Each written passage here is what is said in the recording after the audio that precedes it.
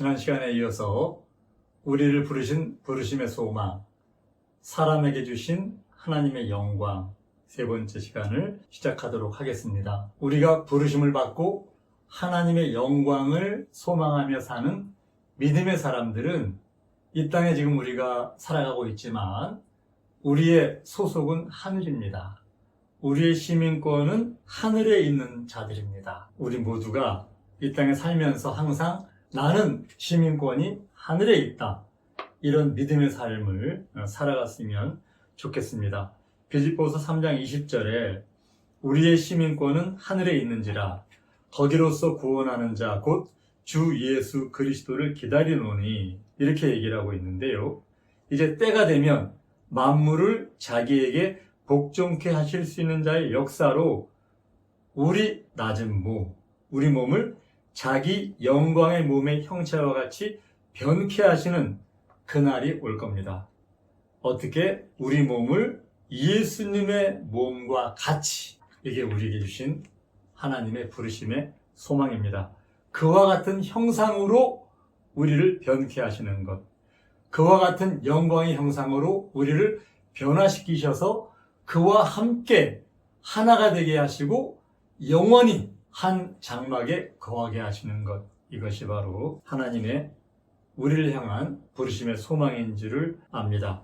요한일서 3장에 보면요, 지금은 우리가 하나님의 자녀라. 여러분 모두 하나님의 자녀시죠?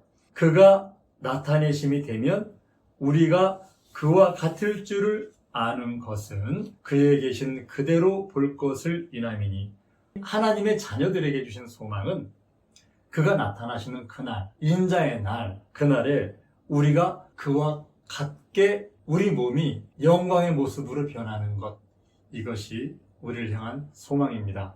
그래서 주를 향한 이 소망을 가진 모든 분들, 그분은 깨끗하신 분, 거룩하신 분, 흠과 티가 없는 분이에요.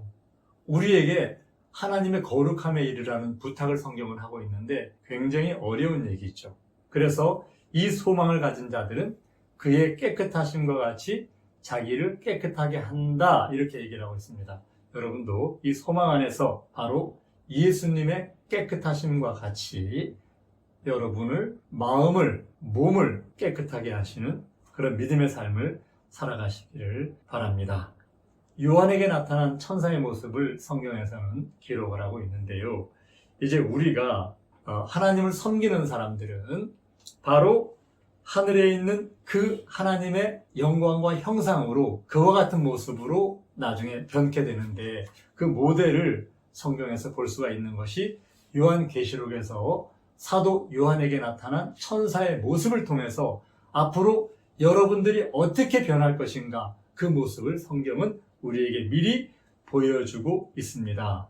계시록 19장에 보면요, 천사가 내게 말하기를 기록하라. 어린 양의 혼인잔치의 청함을 입은 자들이 복이 있도다 하고, 또 내게 말하되 이것은 하나님의 참되신 말씀이라 하기로, 천사가 요한에게 왔습니다. 그리고 요한에게 말을 하는데 그 말을 들은 요한이 천사를 보고 그 발 앞에 엎드려 경배하려고 합니다. 10절에 내가 그 발 앞에 엎드려 경배하려고 하니 그가 나더러 말하기를, 천사가 나에게 말하는데 나는 너와 및 예수의 증거를 받은 내 형제들과 같이 된 종이니 삼가 그리하지 말고 오직 하나님께 경배하라, 이렇게 얘기합니다.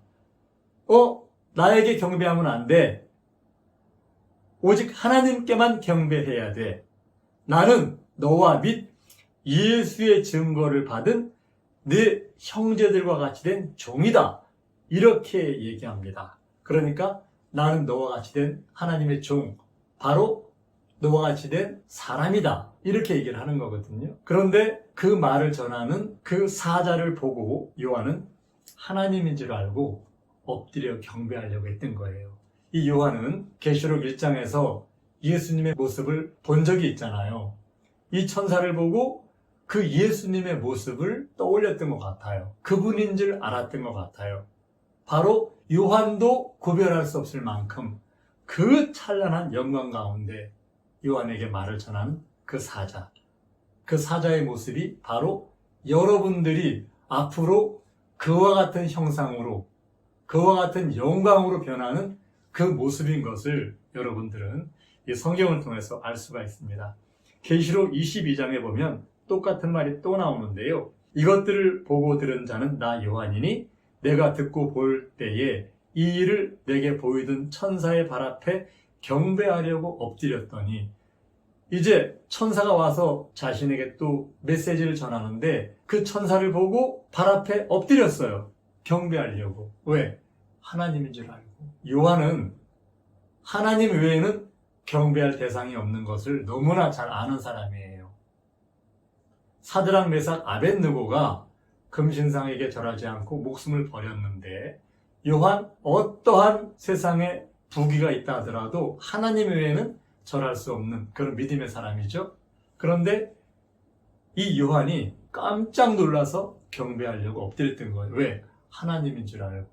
그 영광의 모습을 하나님으로밖에 이해할 수가 없는 거예요. 그런데 그 천사가 또 얘기합니다. 저가 내게 말하기를 나는 너와 내 형제 선지자들과 또 이 책의 말을 지키는 자들과 함께 된 종이니 나한테 절하지 말고 오직 하나님께만 경배하라. 나는 너와 내 형제 선지자들과 또 이 책의 말을 지키는 자들과 함께 된 종이다. 나는 너와 함께 된 종이다, 이 말이에요. 나는 선지자들과 함께 된 종이다. 그 말하는 천사가 이렇게 얘기를 합니다. 그런데 그 천사가 얼마나 찬란한 영광 가운데 있었든지 사도 요한은 19장과 22장에서 두 번씩이나 이 천사에게 엎드려 경배하려고 했던 것을 알 수가 있습니다. 바로 이렇게 나타난 천사의 모습, 이 모습이 장래 우리에게 주시는, 사람들에게 주시는 하나님의 영광이라는 것을 여러분들은 기억하셨으면 좋겠습니다. 여러분들이 이러한 영광의 모습을 소망하고 산다면 이 땅에서 하나님을 정말 두렵고 떨림으로 우리의 삶이 끝나는 그날까지 믿음 안에서 경건하게, 깨끗하게, 의롭고 진실하게, 거룩하게 사실 줄을 믿습니다. 자, 영광은 이제 앞으로 우리가 하나님께서 나타나시는 그 인자의 때 우리가 변해서 받는 영광의 자리가 있고요. 또한 땅에서 하나님을 믿는 사람들에게도 영광이 있었습니다.